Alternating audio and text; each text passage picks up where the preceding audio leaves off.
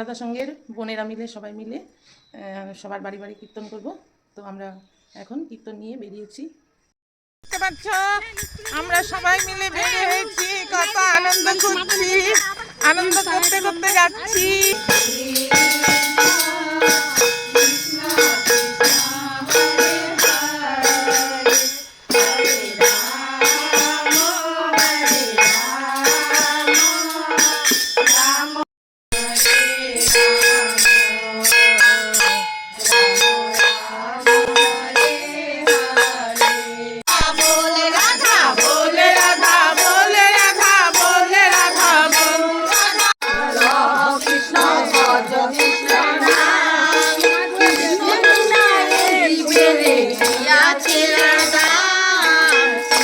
Yeah.